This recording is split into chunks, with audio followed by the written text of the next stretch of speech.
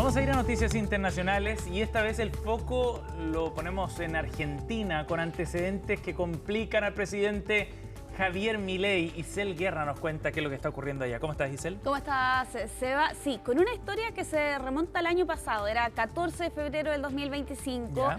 Javier Milei publicaba en sus redes sociales, particularmente en X, ¿no?, una especie de publicidad respecto a una criptomoneda, Libra, ¿no? Sí. Y que solo horas después, pese a una ganancia gigantesca que conseguía acaparar, terminaba por estrellarse. Bueno, ese episodio ha abierto una investigación judicial en Argentina por estafa. ¿Y cómo se relaciona esto con el presidente de Argentina? Al margen, por cierto, de esa publicación que hizo en redes sociales en su momento. Bueno, lo que ha revelado medios trasandinos durante este fin de semana, particularmente el medio El Destape, es la existencia de un presunto acuerdo o contrato entre esta criptomoneda y el presidente de Argentina por $5 millones para hacer lo que se plantea, ¿no? Precisamente una especie de publicidad en medio, por cierto, este escándalo que está enfrentando la Casa Rosada por estos días. Oye, súper sorprendente el antecedente porque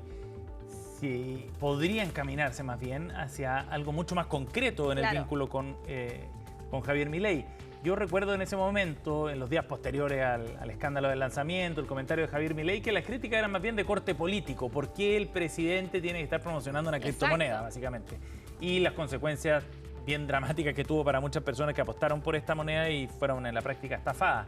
Pero ahora que ahí hay un antecedente material. Exacto, ¿no? Eso es lo que se entiende. Aquí lo que se ha planteado es la existencia de una especie de nota en el teléfono del empresario Mauricio Novelli, donde se habla precisamente de este acuerdo. Se entiende que fue redactado semanas antes de que efectivamente fuera lanzada esta criptomoneda con el destino que finalmente todos conocemos. Esta nota había sido escrita, eliminada, pero recuperada posteriormente por medio de estas pericias que se han estado realizando conforme a esta investigación.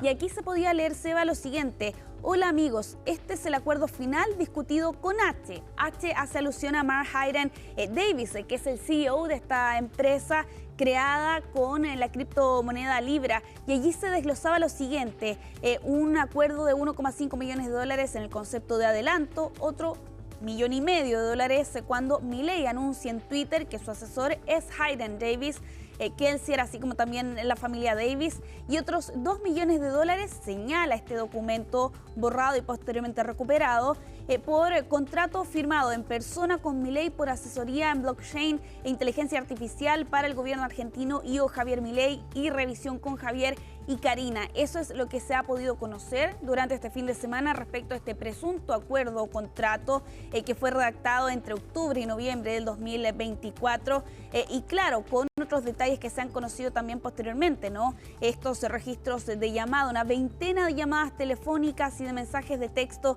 entre este empresario Novelli y el entorno cercano de Javier Milei, horas antes del lanzamiento de esta criptomoneda y horas después de su colapso ese 14 de febrero del 2025. Ojo, hay que tener en cuenta de todas formas, no hay pruebas hasta este momento de que este supuesto acuerdo fuese validado efectivamente por el gobierno, pero ¿qué ocurre? Que hay transacciones en billeteras digitales que sí coinciden con los montos descritos anteriormente, ¿no? Estos 3 pagos aproximadamente de $1,5 millones y $12 millones en un periodo similar, que es parte de los antecedentes que está investigando aquí la justicia argentina, y con un Javier Milei que se ve complicado evidentemente con estos nuevos antecedentes, con un hecho que ocurrió hace un año atrás, pero que todavía tiene repercusiones en la Casa Rosada. Claro, y que podría traerle algunas consecuencias quizás. No lo pienso desde el punto de vista legal solamente, político. Sí, ¿no? sin duda.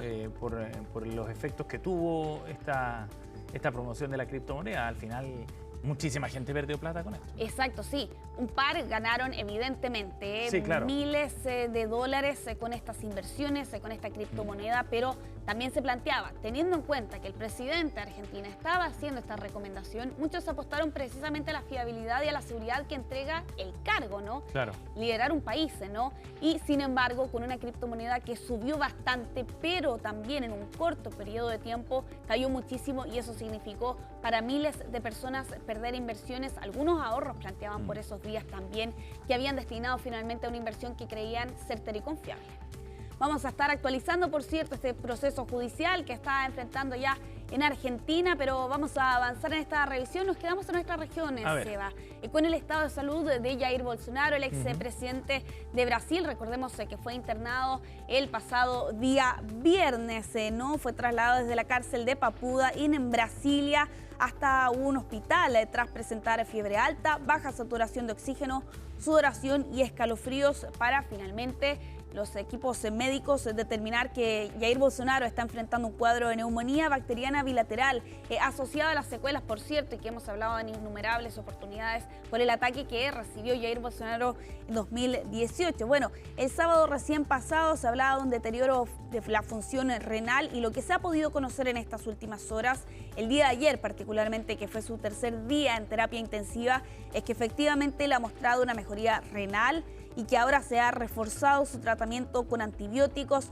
Todo esto cuando, recordemos, Bolsonaro está enfrentando desde hace algunos meses atrás esta condena de más de 25 años de cárcel por el delito de intento de golpe de Estado en Brasil, y con su defensa, que en más de alguna oportunidad también ha pedido que el exmandatario brasileño pueda enfrentar a la justicia y esta condena, pero particularmente bajo arresto domiciliario, una medida que ha sido rechazada en innumerables oportunidades también por los tribunales. Y claro, ahora con Bolsonaro, que sigue hospitalizado por estas horas y que vamos a estar actualizando su situación de salud cuando tengamos alguna información adicional de parte del equipo médico tratante. Atención con esta imagen, Seba. Es lo que Netanyahu ha buscado utilizar para desestimar los rumores que particularmente surgieron en redes sociales en estos últimos días de que supuestamente había muerto, ¿no?, en un ataque lanzado por Irán contra Israel. Y lo que ven ustedes allí es a Netanyahu en una cafetería tomando precisamente una de estas bebidas, y allí con la siguiente frase: ¿qué me preguntaste? Lo que dicen en las redes sociales, que si estoy muerto, mira, yo muero por el café, y ¿sabes qué más? También muero por mi pueblo. Hace alusión allí, por cierto, una traducción en hebreo de amar algo hasta la muerte. ¿Por qué muestra los dedos? Lo estaban viendo ustedes en los registros ayer. ¿Quieres contar mis dedos? Mira aquí, ¿viste? Muy bien, son 10. ¿Por qué? Porque en redes sociales se popularizó una especie de teoría conspirativa tras la transmisión en televisión de un mensaje de Netanyahu que estaban acusando que se había realizado con inteligencia artificial. Y lo que planteaban estos mensajes en redes sociales es que en ese registro, que fue esta transmisión de mensajes, se podían ver 6 dedos. No 5 por cada mano, evidentemente. Bueno, eso había desatado, Seba, una serie de especulaciones en redes sociales, algunos registros evidentemente hechos también con inteligencia artificial, de que supuestamente Netanyahu había perdido la vida en uno de estos ataques. Y para borrar esos rumores, bueno, Netanyahu usó la ironía también y publicó este video el día de ayer allí ironizando con sus dedos. Oye, bueno, las redes sociales dan para mucho, ustedes lo sabrán bien, pero en este caso se ha dedicado harto tiempo de parte de distintos actores a profundizar en esta teoría. Y yo ayer veía a alguien que a partir de este registro analizaba una serie de detalles. Por ejemplo, que cuando tomaba el café después de darle un sorbo no bajaba su nivel, o la información que aparecía en una de las pantallas que están detrás de Netanyahu en este video, donde aparentemente la fecha era del año 2024, y así un montón de cosas.